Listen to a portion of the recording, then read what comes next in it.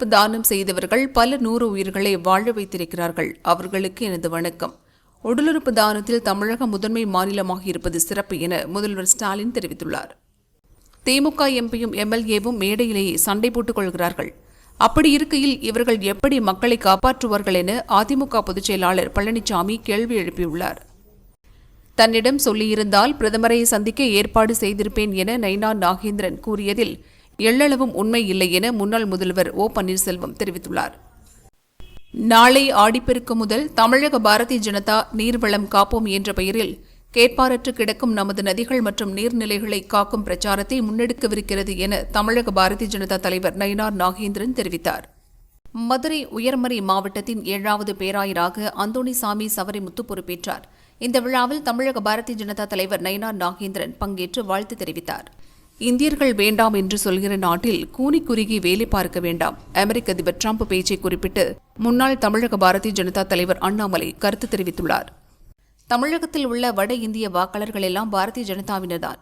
வட மாநிலத்தவர்களுக்கு தமிழகத்தில் வாக்குரிமை கொடுக்கக்கூடாது என நாம் தமிழர் கட்சி தலைமை ஒருங்கிணைப்பாளர் சீமான் கூறினார். பாலியல் வழக்கில் குற்றவாளி என தீர்ப்பு அளிக்கப்பட்ட முன்னாள் எம்பி பிரஜ்வல் ரேவண்ணாவுக்கு சாகும் வரை சிறை தண்டனை மற்றும் ரூபாய் 10 லட்சம் அபராதம் விதித்து கர்நாடக சிறப்பு நீதிமன்றம் தீர்ப்பு அளித்துள்ளது.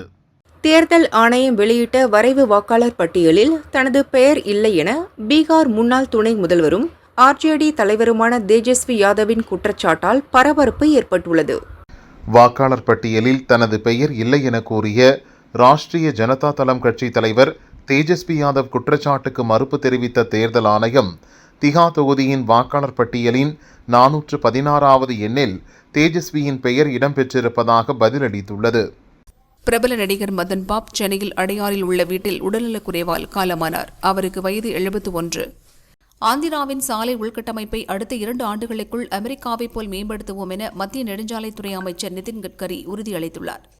டெல்லி சட்டசபை கூட்டத்தொடர் ஆகஸ்ட் 4 முதல் 8 வரை நடைபெறும். இந்த கூட்டத்தொடரில் கல்வி தொடர்பான மசோதா கொண்டுவரப்படும் என முதல்வர் ரேகா குப்தா அறிவித்துள்ளார். கவின் ஆணவ கொலை வழக்கில் நீதிமன்ற காவலில் சிறையில் அடைக்கப்பட்ட சுர்ஜித்தின் நீதிமன்ற காவல் மேலும் 14 நாட்கள் நீட்டித்து கோர்ட் உத்தரவிட்டது. ரஷ்யாவுடன் அணு ஆயுத போருக்கு முழுமையாக தயாராக இருக்கிறோம் என அமெரிக்க அதிபர் டிரம்ப் தெரிவித்துள்ளார். இங்கிலாந்து அணிக்கு எதிரான 5வது டெஸ்ட் போட்டியில் 23 ரன்கள் பின்தங்கிய நிலையில் 2வது இன்னிங்ஸை தொடர்ந்த இந்திய அணி 396 ரன்களுக்கு ஆல் அவுட் ஆனது. இதன் மூலம் இங்கிலாந்து அணிக்கு 374 ரன்கள் இலக்கு நிர்ணயிக்கப்பட்டது. கூலி படம் மீது ரசிகர்களிடம் உள்ள எதிர்பார்ப்பு எனக்கும் உள்ளது. அதே எனர்ஜியோடு நானும் இருக்கிறேன். ஆண்டவன் இருக்கான் என சென்னையில் நடைபெற்ற இசை வெளியீட்டு விழாவிற்கு வந்த நடிகர் ரஜினிகாந்த் கூறினார். அன்பில் சுந்தரராஜ பெருமாள் கோயிலில் ஜேஷ்டாபிஷேகம் நடைபெற்றது. வடகாவேரி நதியிலிருந்து வெள்ளிக்குடத்தில் புனித நீர் எடுத்துச் செல்லப்பட்டு பெருமாளுக்கு திருமஞ்சனம் நடைபெற்றது. அமெரிக்காவுடனான நமது பொருளாதார உறவு மிக முக்கியமானது. 90 பில்லியன் டாலர் மதிப்புள்ள பொருட்களை அமெரிக்காவிற்கு ஏற்றுமதி செய்கிறோம். அதை இழக்கவோ அல்லது அதை கணிசமாக குறைக்கவோ முடியாது என காங்கிரஸ் எம்பி சசி தரூர் தெரிவித்தார். கரூர் மற்றும் சுற்றுவட்டார பகுதிகளில் மிதமான மழை பெய்தது. வெப்பம் தணிந்து குளிர்ச்சியான சூழல் நிலவுவதால் மக்கள் மகிழ்ச்சியடைந்தனர். பயங்கரவாதிகளை பழிவாங்க நான் சபதம் செய்து நிறைவேறியுள்ளது. 140 கோடி இந்தியர்களின் ஒற்றுமையால் தான் ஆபரேஷன் சிந்தூர் வெற்றி சாத்தியமானது என உத்தரப்பிரதேசம் வாரணாசியில் நடந்த விழாவில் பிரதமர் மோடி தெரிவித்தார். ஆபரேஷன் சிந்தூர் நடவடிக்கையை நாட்டு மக்களுக்கு அர்ப்பணிப்பேன். பகல்காம் தாக்குதலுக்கு பதிலடி கொடுப்போம் என்ற வாக்குறுதிகளை நிறைவேற்றிவிட்டேன் என வாரணாசியில் நடந்த நிகழ்ச்சியில் பிரதமர் மோடி பேசினார். ஆபரேஷன் சிந்தூரின் போது நமது உள்நாட்டு ஆயுதங்களின் திறனை உலகம் கண்டது. நமது வான் பாதுகாப்பு அமைப்புகள், பிரம்மோஸ் ஏவுகணைகள் மற்றும் ட்ரோன்கள் ஆகியவை ஆத்ம நிர்பர் பாரதத்தின் வலிமையை நிரூபித்து உள்ளன. இந்தியாவில் தயாரிக்கப்பட்ட ஆயுதங்கள் விரைவில் நமது படைகளின் பலமாக மாறும் என வாரணாசியில் பிரதமர் மோடி பேசினார். ராகுல் தன்னிடம் தேர்தல் ஆணையத்திற்கு எதிராக ஆதாரங்களின் அணுகுண்டு இருந்தால் அதை உடனடியாக வெடிக்கச் செய்ய வேண்டும். அவர் ஆபத்திலிருந்து தன்னைத்தானே காப்பாற்றிக் கொள்ள வேண்டும் என பீகாரில் நடந்த நிகழ்ச்சியில் ராணுவ அமைச்சர் ராஜ்நாத் சிங் தெரிவித்தார். 2014 பார்லிமெண்ட் தேர்தலில் இருந்தே எனக்கு ஏதோ தவறு நடப்பதாக சந்தேகம் இருந்தது என எதிர்க்கட்சித் தலைவர் ராகுல் குற்றம் சாட்டியுள்ளார். 1,05,000 போலி வாக்காளர்கள் கண்டறியப்பட்டுள்ளனர் என்றார். தேர்தல் ஆணையம் பிரதமர் மோடியின் கைப்பாவையாக மாறிவிட்டதாக காங்கிரஸ் மூத்த தலைவர் மல்லிகார்ஜுன கார்கே குற்றம் சாட்டியுள்ளார்.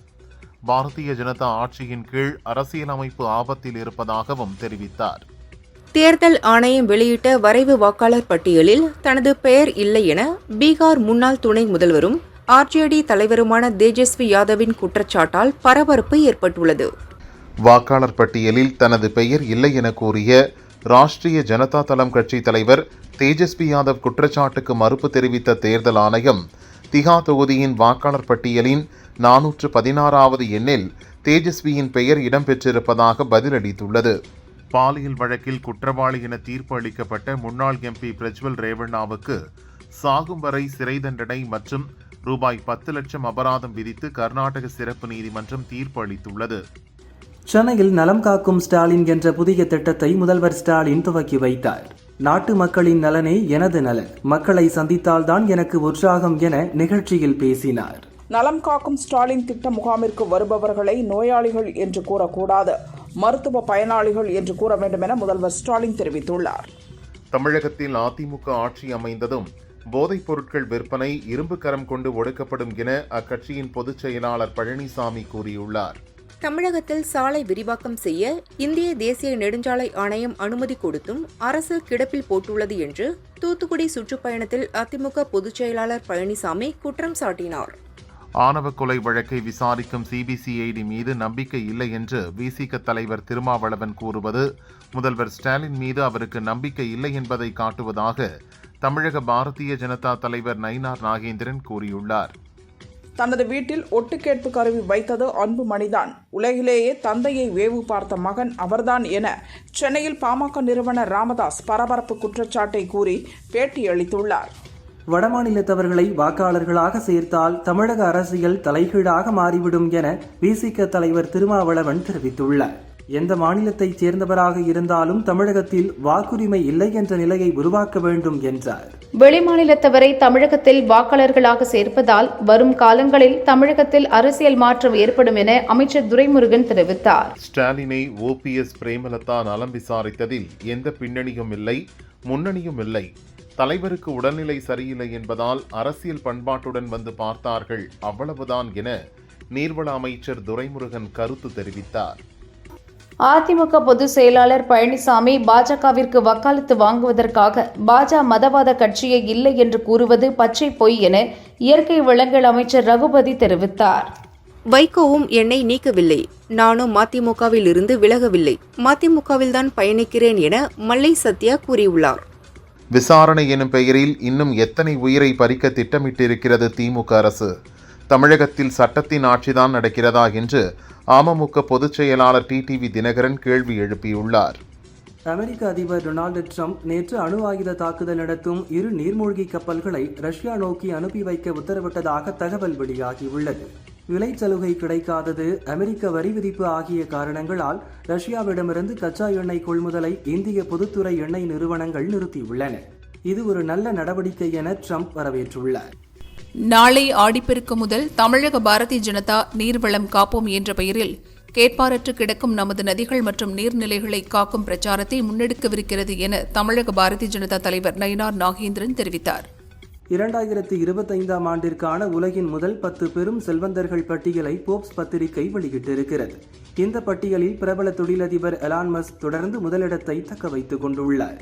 திமுகவுடன் மதிமுக வைத்துள்ள உடன்பாடு இன்றும் தொடர்கிறது, நாளையும் தொடரும். எந்த சூழ்நிலையிலும் இம்மியளவு கூட பாஜகவுடன் உறவு இல்லை என்பதை உறுதிப்படுத்துகிறேன் என மதிமுக பொதுச் செயலாளர் வைகோ தெரிவித்தார். அரசியலுக்கு அப்பாற்பட்டு நாகரிகம் கருதியே முதல்வர் ஸ்டாலினுடனான சந்திப்பு ஏற்பட்டது என தேமுதிக பொதுச் செயலாளர் பிரேமலதா கூறினார். தேமுதிக மாநாடு பிறகே கூட்டணி குறித்து அறிவிக்கப்படும் என்றார். ஆடி 3வது வெள்ளிக்கிழமையை முன்னிட்டு காஞ்சிபுரம் காமாட்சியம்மன் கோவிலில் தங்கத்தேர் உற்சவம் நடந்தது. திரளான பக்தர்கள் கலந்து கொண்டு தங்கத்தேரினை வடம் பிடித்து இழுத்து சாமி தரிசனம் செய்து வழிபட்டனர். தமிழகத்தில் சட்டம் ஒழுங்கு சரியில்லை, வரும் தேர்தலில் ஒரு விவசாயி கூட திமுகவுக்கு ஓட்டு போட மாட்டார்கள் என பாமக தலைவர் அன்புமணி தெரிவித்தார். முதல்வர் ஸ்டாலின் OPS சந்திப்பு வாயிலாக இருட்டில் இருந்த உறவு வெளிச்சத்திற்கு வந்துள்ளது என எம்எல்ஏ பொள்ளாச்சி ஜெயராமன் தெரிவித்தார்.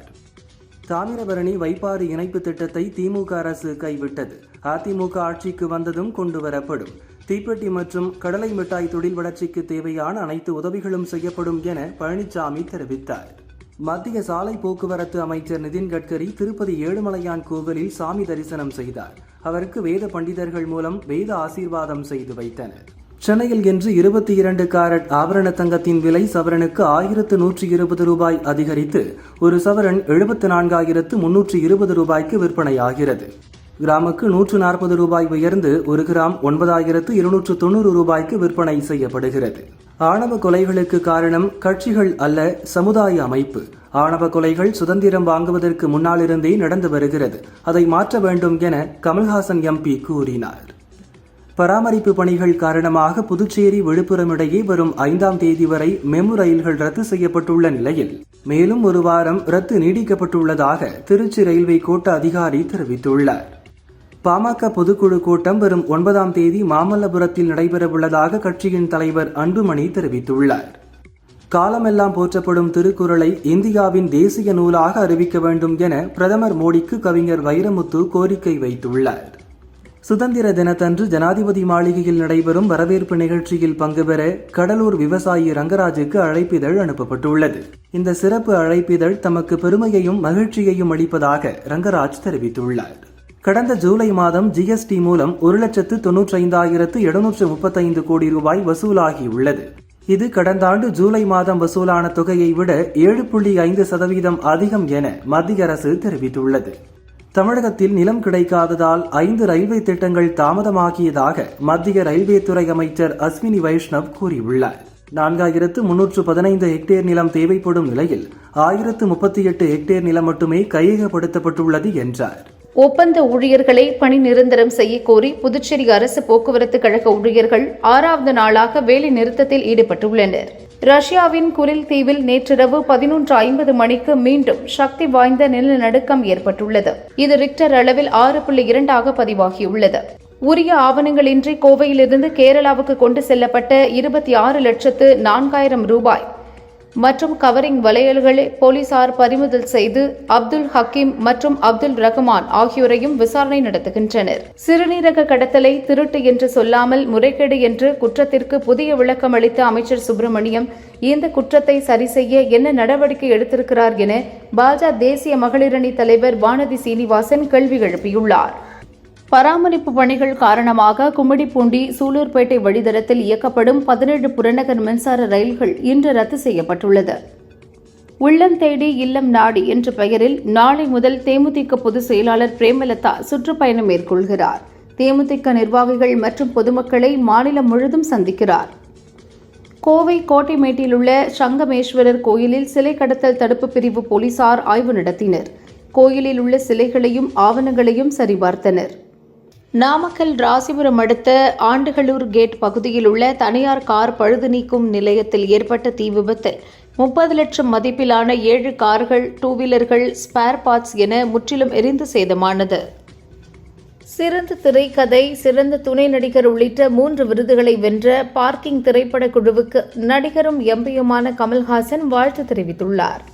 கன்னியாகுமரி மாவட்டம் திருப்பரப்பு அருவியில் ஆர்ப்பரிக்கும் நீரில் டூரிஸ்டுகள் உற்சாக குளியல் போட்டு வருகின்றனர்.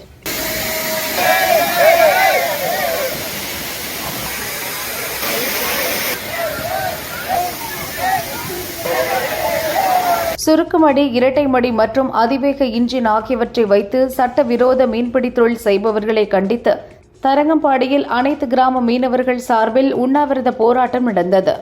உடல்நலம் குணமடைந்து 3 வாரங்களுக்கு பிறகு முதல்வர் ஸ்டாலின் திமுக நிர்வாகிகளுடன் ஆலோசனையில் ஈடுபட்டார். 2026 தேர்தல் குறித்து தொகுதி வாரியாக நிர்வாகிகளை சந்தித்து கருத்து கேட்கிறார். பவானிசாகர் அணைக்கு நீர்வரத்து 6,374 கன அடியில் இருந்து 5,744 கன அடியாக சரிந்துள்ளது. பாசனத்திற்கு 1000 கன அடியும், குடிநீருக்காக 100 கன அடி நீரும் திறக்கப்பட்டுள்ளது. கோவை காரமடை அருகே சுண்டக்குறை பகுதியில் ராமசாமி என்பவரின் ஆடுகளை சிறுத்தை வேட்டையாடி சென்றது. இதனால் பீதியில் உறைந்து போன கிராமத்தினர் சிறுத்தையை கூண்டு வைத்து பிடிக்க வலியுறுத்தினர்.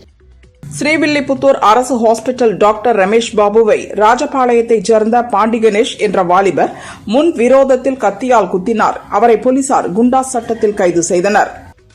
திமுக கூட்டணியில் இருந்து சில கட்சிகள் வெளியேறும் என எதிர்க்கட்சிகள் கூறின. ஆனால் தேசிய ஜனநாயக கூட்டணியில் இருந்துதான் ஒவ்வொருவராக வெளியேறுகிறார்கள் என நகராட்சி நிர்வாக அமைச்சர் நேரு கூறினார்.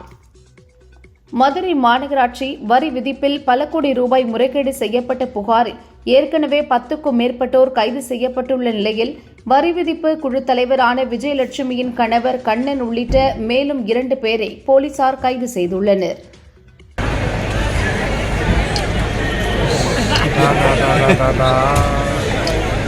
தேனி ஆண்டிப்பட்டியில் நடைபெற்ற நலம் காக்கும் ஸ்டாலின் துவக்க விழா நிகழ்ச்சி மேடையில் தேனி எம்பி தங்க தமிழ்ச்செல்வன், ஆண்டிப்பட்டி எம்எல்ஏ மகாராஜன் இருவரும் நலத்திட்ட உதவிகள் வழங்குவது தொடர்பாக வாக்குவாதத்தில் ஈடுபட்டனர்.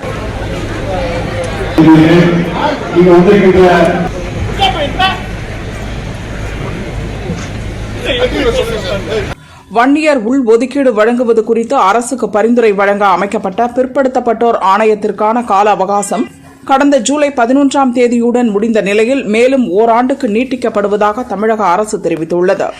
கோடியக்கரை அருகே கடலில் மீன்பிடித்துக் கொண்டிருந்த நாகை மீனவர்களை தாக்கி 5 லட்சம் ரூபாய் மதிப்புள்ள வலைகளையும் மீன்பிடி உபகரணங்களையும் இலங்கை கடற்கொள்ளையர்கள் கொள்ளையடித்துச் சென்றனர்.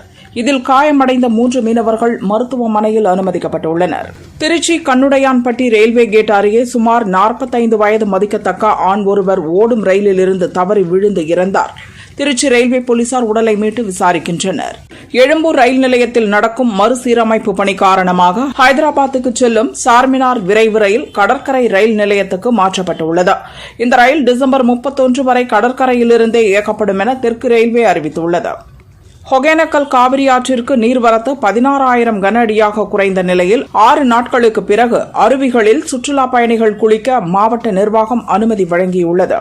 திருவாரூர் குடவாசல் விஷ்ணுபுரம் கிராமத்தில் அமைந்துள்ள 500 ஆண்டுகள் பழமையான மகா மாரியம்மன் கோயிலில் அனைவரும் செல்வச் செழிப்புடன் வாழ வேண்டி மாரியம்மனுக்கு 4 லட்சம் ரூபாய் நோட்டுகளை கொண்டு அலங்காரம் செய்யப்பட்ட தீபாராதனை காட்டப்பட்டது.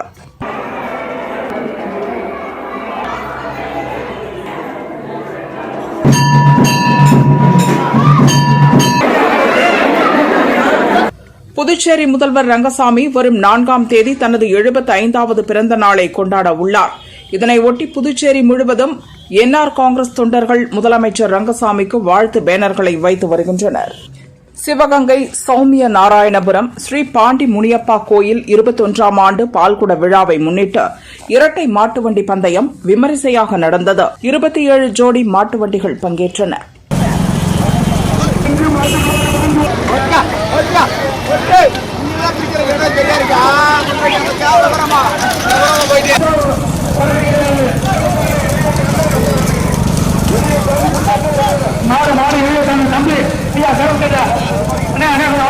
பீகார் தேர்தலை முன்னிட்டு வரைவு வாக்காளர் பட்டியலை தலைமை தேர்தல் ஆணையம் நேற்று வெளியிட்ட நிலையில் பட்டியலில் திருத்தம் இருந்தால் வாக்காளர்கள் செப்டம்பர் 1ஆம் தேதி வரை ஆட்சேபனைகள் தெரிவித்து சரி செய்து கொள்ளலாம் என தேர்தல் ஆணையம் 1 மாத அவகாசம் அளித்துள்ளது.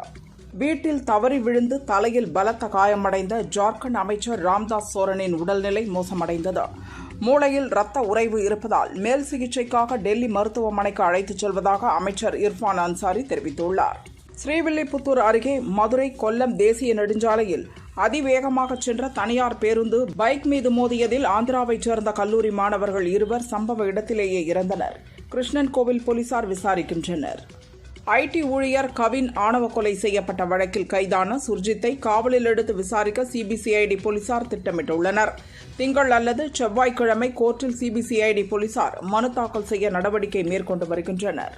பண மோசடி வழக்கில் வரும் 28ஆம் தேதி நேரில் ஆஜராகுமாறு காங்கிரஸ் எம்பி பிரியங்காவின் கணவர் ராபர்ட் வதேராவுக்கு டெல்லி கோர்ட் நோட்டீஸ் அனுப்பியுள்ளது. ரஷ்யாவின் எண்ணெய் இறக்குமதியை இந்தியா நிறுத்தி இருப்பது நல்ல நடவடிக்கை என அமெரிக்க அதிபர் டொனால்டு டிரம்ப் வரவேற்பு தெரிவித்துள்ளார். சென்னை ராஜீவ்காந்தி அரசு மருத்துவமனை மூளைச்சாவு அடைந்தோரை சிறந்த முறையில் பராமரிப்பதற்கான தேசிய விருதை பெற்றுள்ளது. இதில் தமிழகம் தொடர்ந்து 8வது ஆண்டாக முதலிடத்தை பிடித்துள்ளது. சங்கரன் கோயில் ஆடி தபசு திருவிழாவை முன்னிட்டு தென்காசி மாவட்டத்திற்கு வரும் 7ஆம் தேதி உள்ளூர் விடுமுறை அறிவிக்கப்பட்டுள்ளது. தமிழகத்தில் ஜூலை 12 நடைபெற்ற டிஎன்பிஎஸ்சி குரூப் 4 தேர்வை ரத்து செய்ய வலியுறுத்தி தஞ்சாவூரில் மாணவர்கள் ஆர்ப்பாட்டம் நடத்தினர். விழுப்புரத்தில் ஓடும் பேருந்தில் 9 வயது சிறுமிக்கு பாலியல் தொல்லையளித்த தனியார் ஆம்னி பேருந்து ஓட்டுநர் ஞானவேல் என்பவரை மற்ற பயணிகள் பிடித்து போலீசிடம் ஒப்படைத்தனர்.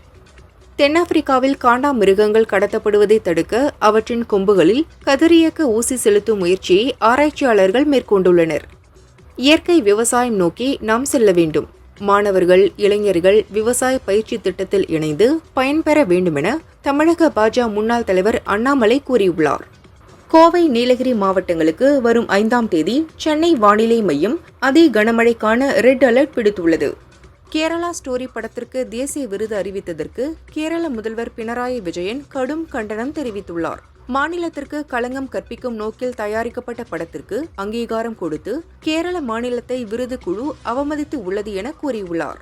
ராஜ்யசபாவில் பீகார் எஸ்ஐஆர் குறித்து விவாதிக்க சென்ற எதிர்க்கட்சி எம்பிக்களை சிஆர்பிஎஃப் வீரர்கள் தடுத்து நிறுத்தியதற்கு கண்டனம் தெரிவித்து ராஜ்யசபா துணைத் தலைவர் ஹரிவன்ஷுக்கு எதிர்க்கட்சித் தலைவர் மல்லிகார்ஜுன கார்கே கடிதம் எழுதியுள்ளார். திண்டுக்கல் மாவட்டம் கொடைரோடு அருகே கடலூர் மாவட்டம் பன்ருட்டியைச் சேர்ந்த பிடெக் மாணவர் சம்பத் தலை இல்லாத 2 துண்டுகளாக சடலமாக கிடந்தார். அம்மை நாயக்கனூர் போலீசார் விசாரிக்கின்றனர்.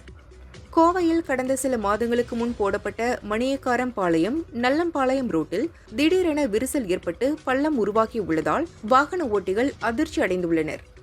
தேசிய திரைப்பட விருது பெற்ற MS பாஸ்கர், ஊர்வசி, GV பிரகாஷ் ஆகியோருக்கு தென்னிந்திய நடிகர் சங்கம் பாராட்டு தெரிவித்துள்ளது. சிவகங்கை மாவட்டம் தேவக்கோட்டை அருகே திமுக பிரமுகர் பிரவீன்குமார் கொலை வழக்கில் கைதான விக்கி என்பவரின் தந்தை கருப்பையா வெட்டி படுகொலை செய்யப்பட்டார். தேசிய விருதுகள் அறிவிக்கப்பட்ட அனைத்து மொழிகளைச் சார்ந்த படக்குழுவினருக்கும் திரைக்கலைஞர்களுக்கும் அதிமுக பொதுச் செயலாளர் பழனிசாமி வாழ்த்து தெரிவித்துள்ளார். மக்களை மென்மேலும் மகிழ்வூட்டவும் விழிப்பூட்டவும் செய்திட வாழ்த்துகிறேன் என்றார். தென் மாவட்ட 4 சுங்கச்சாவடிகளுக்கு செலுத்த வேண்டிய நிலுவையில் உள்ள சுங்க கட்டணத்தில் 50% வரும் 15ஆம் தேதிக்குள் செலுத்த அரசு முடிவெடுத்துள்ளது. மீதியை செப்டம்பர் மாதத்தில் செலுத்துவது என ஹைகோர்ட்டில் அரசு தெரிவித்துள்ளது. சென்னையில் உள்ள 70 பூங்காக்களில் புத்தகம் வாசிக்க நூலகம் அமைக்க மாநகராட்சி திட்டமிட்டுள்ளது. வட சென்னையில் சில பூங்காக்களில் நூலகம் அமைத்ததற்கு வரவேற்பு கிடைத்த நிலையில் இந்த திட்டம் விரிவாக்கம் செய்யப்படுகிறது. நாமக்கல் கொல்லிமலையில் தோட்டக்கலைத்துறை சார்பில் 50,000 மலர்களால் அமைக்கப்பட்ட மலர் கண்காட்சியை ஏராளமான சுற்றுலா பயணிகள் கண்டு ரசித்தனர். தேனி மாவட்டம் பெரியகுளம் அதனை சுற்றியுள்ள பகுதிகளில் கனமழை பெய்தது. சில இடங்களில் மிதமான மழையும் பெய்ததால் மானாவாரி விவசாயிகள் மகிழ்ச்சி அடைந்தனர். தென்காசி காசி விஸ்வநாதர் கோயிலில் கும்பாபிஷேகம் நடந்து 4 மாதங்களே ஆன நிலையில் கோயில் ராஜகோபுரத்தில் இருந்து சிமெண்ட் கலசம் பெயர்ந்து விழுந்தது. ஜார்க்கண்ட் மாநிலத்தின் முன்னாள் முதல்வர் ஷிபு சோரன் உடல்நலக்குறைவு காரணமாக ஹாஸ்பிட்டலில் அட்மிட் ஆகியிருந்த நிலையில் தற்போது உடல்நிலை கவலைக்கிடமாக இருப்பதாக தகவல் வெளியாகியுள்ளது. கிரீஸில் 17 வயதுக்கு உட்பட்டோருக்கான உலக மல்யுத்த சாம்பியன்ஷிப் நடக்கிறது. பெண்களுக்கான ஃப்ரீ ஸ்டைல் பிரிவில் இந்தியா 2 தங்கம், 3 வெள்ளி, 1 வெண்கலம் என 6 பதக்கம் வென்று ஒட்டுமொத்த சாம்பியன் பட்டம் வென்றது.